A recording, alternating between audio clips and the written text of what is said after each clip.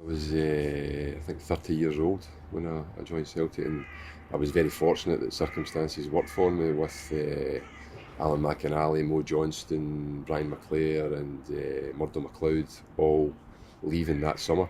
And of course, Big Billy was installed as manager and needed to bring in some players. So, obviously, having been a competitor against Celtic with St Mirren and Aberdeen, Big Billy knew of me, and luckily for me, felt that I could come in and do a job. So I was coming from a team that had success, so that was a good position to be in, coming to a club like Celtic where you're expected to win every game and to have trophies in the cabinet at the end of the season. So I was very fortunate, as I say. And when I came to the club, Billy McNeill, Tommy Craig was the assistant, and of course Nearly was the kit man. And being a reasonable student of Scottish football, I knew all about Nearly. And of course, having played against him, you always bumped into him because he was always busy doing his work round about the dressing rooms. So I knew of him, but didn't know him personally, obviously. And it was, I can't say, and it's probably indicative of Nearly that there was one particular moment that I remember meeting him. Because he was very unassuming, he just went about his work, but he was a real character, and I think played a huge part in Celtic's history, obviously, and people know that because of what he did as a player, particularly, but as part of the backroom staff during the Jockstein years, and certainly when we were there, and the manager in between, he was. To sort of try to sum him up, I would say that the words that come to mind are wise, knowledgeable, and as I say, unassuming. I mean, for me, very, very, very underestimated in terms of what Celtic have achieved over the years after his playing career and the part that he played.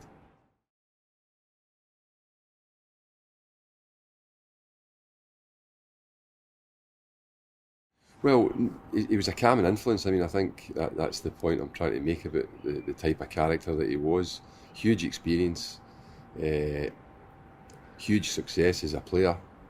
Uh, you know, playing for Scotland, World Cup finals.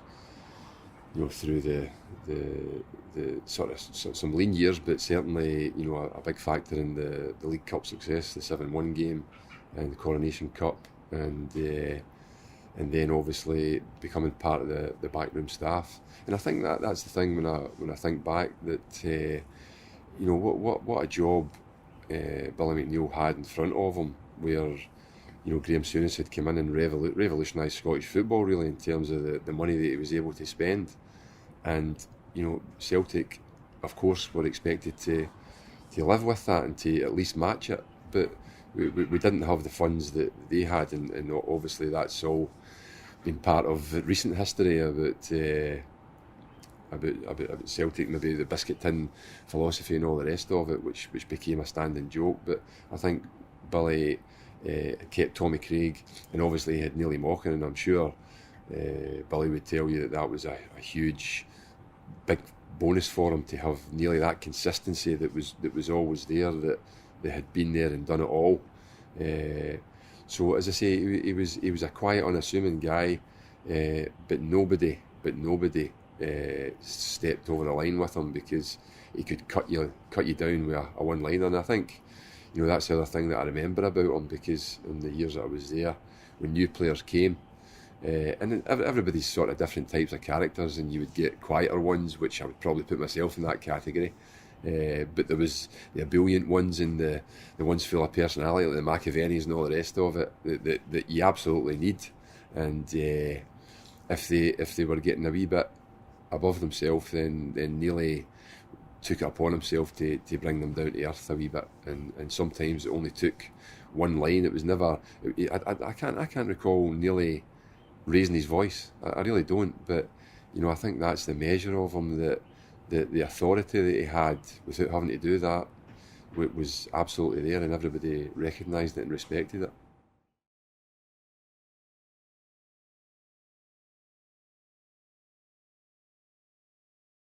that season, if you were to look back over a career, that season for me was personally was the highlight, because it was I was going to say a roller coaster. It wasn't quite a roller coaster, because we knew what was in front of us in terms of what we were expected to achieve, and I don't think anybody had us as favourites, because, as I say, Graham Souness was bringing English international players to fill the squad at Ibrox, so we knew it was going to be tough. And I think the things that were very, very important to us that season were what Big Billy installed, and that was a spirit for the ones that had came up from England, very quickly learning what Celtic was all about.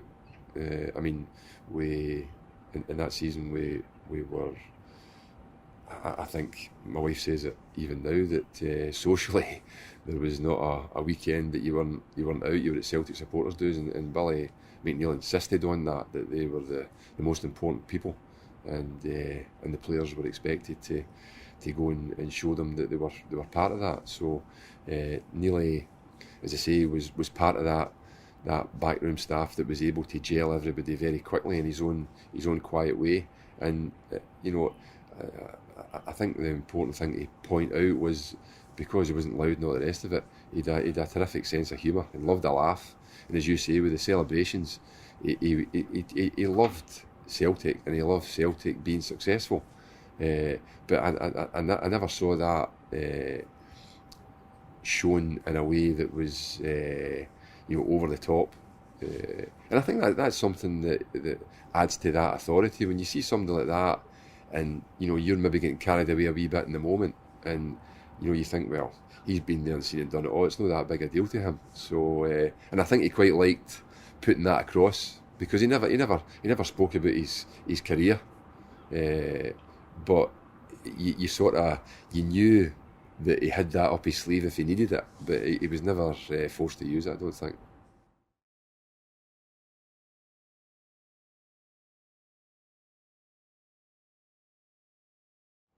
Obviously, everybody knows the circumstances that around that time, and with Fergus McCann coming in and taking over the club and basically saving the club.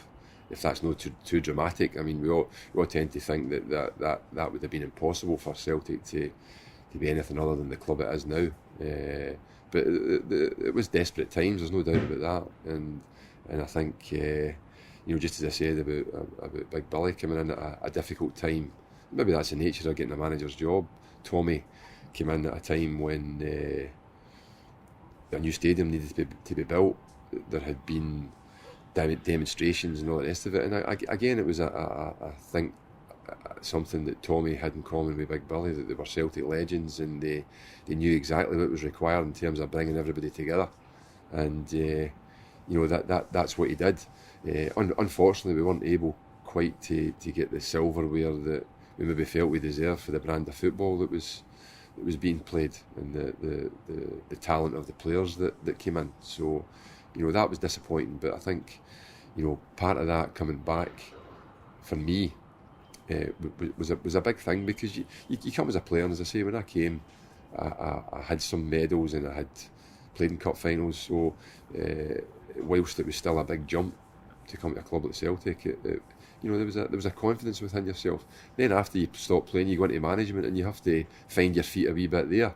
And Tommy and I were only in the job a couple of years at Kilmarnock, so you were coming back to a massive club at a fairly young age. I mean, I think we were both about 37 at the time, and you see that huge job in front of you, and one of you're always looking for wee things to reassure you, and Neely Mochan was very much one of them that you came back in. There was a lot of changes, obviously, that take place over, I think it was 4 years, and as I say, you find your feet. You've got a new squad of players. There was some players that were still there that we had played with, but Neely was his usual, confident, unassuming, and you just looked at him for some reassurance. And if we came back to a club that was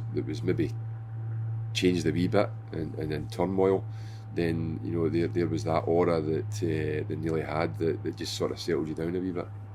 But as I say, a fantastic sense of humour, and I used to travel through from Falkirk and that area with some of the young boys, and they would, as I say, they were in awe of him because he was a local hero as well. And I can remember those times in the middle of winter, he would roll down the back window where they were sitting, and he would force them to sit there freezing all the way through to Celtic Park, and they never said a word, just put up with it. So of course Nearly would be chortling away himself in the front seat.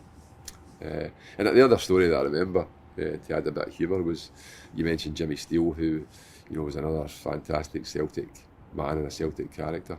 And in a pre-season trip, I think it was Germany or something like that, and we came in for something to eat for dinner, and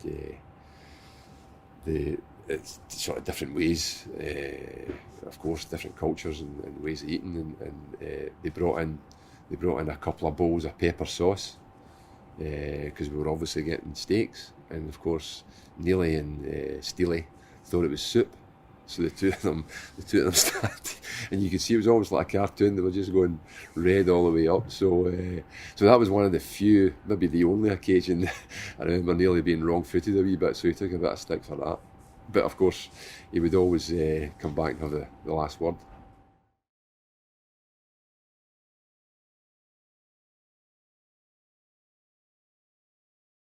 I was unfortunate in that I only, came to knew Nearly from going as a player at an older age. But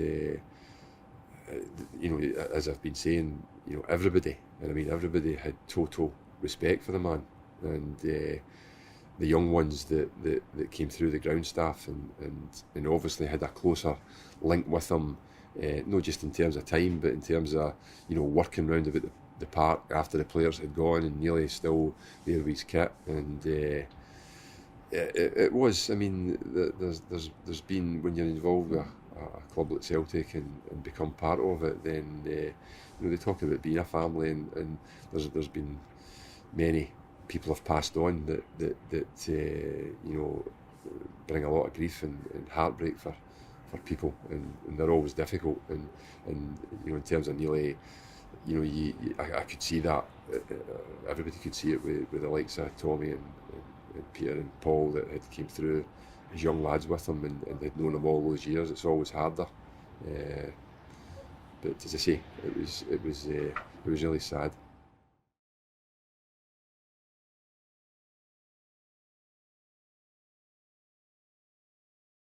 Yeah, I mean, I think it's vital. I mean, some people might have different views on that, but to me, it's a given. It's absolutely essential that you have somebody that you know. Everybody comes and goes. That's the thing. The club will always be there, and the supporters will always be there in different forms, of course. But you come, you feel fortunate to have had your time there, and you try to, I think, put it in perspective. But I think the one thing that you recognise is that when you have a Nearly Mochan at a club like Celtic, a huge club, the staff from when I was a player to coming back in the management side, I think was increased. I'm talking about the staff working in the building, was increased.